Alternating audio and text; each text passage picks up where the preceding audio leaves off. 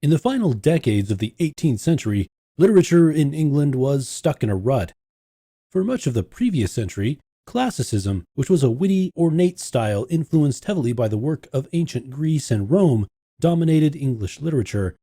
This form produced masterpieces like Alexander Pope's hilarious The Rape of the Lock. At its worst, classicism could be dreadfully boring.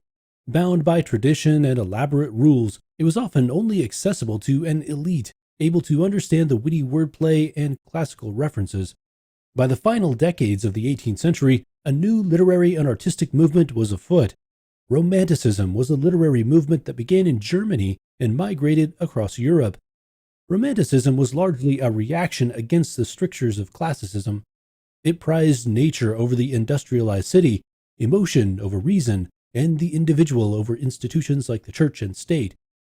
Writers associated with Romanticism, including William Wordsworth, Samuel Taylor Coleridge, William Blake, and John Keats, didn't see themselves as a unified school of poetry.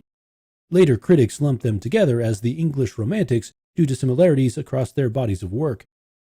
By the end of the 18th century, the Industrial Revolution had come to England. Cities like London were full of dirty factories that spit black smoke into the air day and night. The cities were overcrowded and filled with garbage. No wonder the Romantics sought refuge in nature. This love of nature is indicated in the poems that make up lyrical ballads, a collaboration between William Wordsworth and Samuel Taylor Coleridge, first published in 1797. Wordsworth's Lines Written a Few Miles Above Tintern Abbey is a classic romantic poem about finding spiritual renewal in nature. The following lines describe the poet's finding solace in a return to nature. Once again do I behold these steep and lofty cliffs, that on a wild, secluded scene impress thoughts of more deep seclusion, and connect the landscape with the quiet of the sky. Despite common themes, the Romantics never fully agreed on anything. This tension can be seen in lyrical ballads itself. Like Wordsworth, Coleridge loved nature, though he saw it as a darker and more uncontrollable force, something to be feared and respected. His most famous poem, The Rime of the Ancient Mariner, tells a terrifying story of a sailor's experiences at sea. In his influential preface to lyrical ballads, Wordsworth defined poetry as the spontaneous overflow of powerful feelings, which is an apt description of romantic poetry. Rejecting the witty wordplay and self-conscious nature of classicism, Romantics embraced powerful emotion.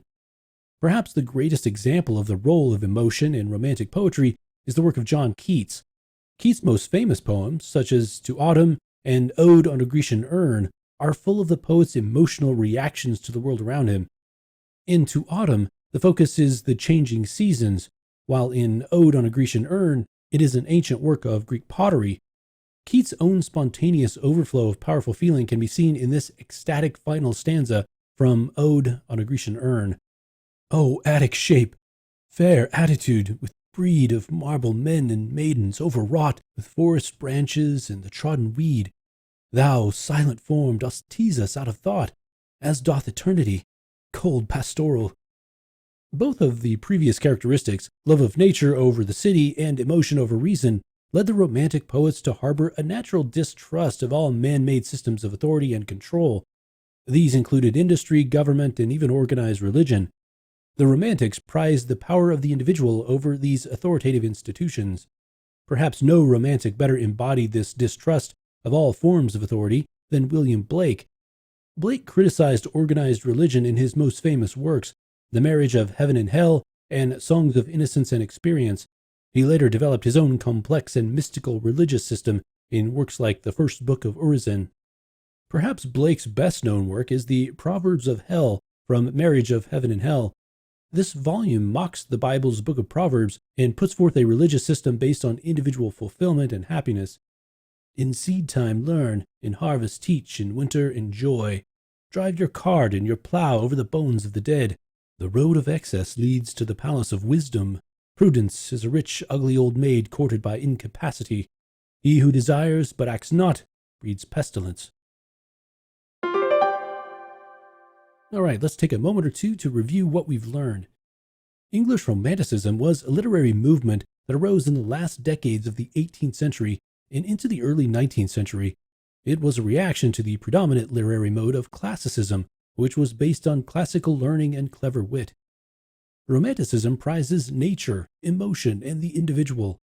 Romantics' love of nature can be seen in works like William Wordsworth's Lines Written a Few Miles Above Tintern Abbey and Samuel Taylor Coleridge's The Rime of the Ancient Mariner.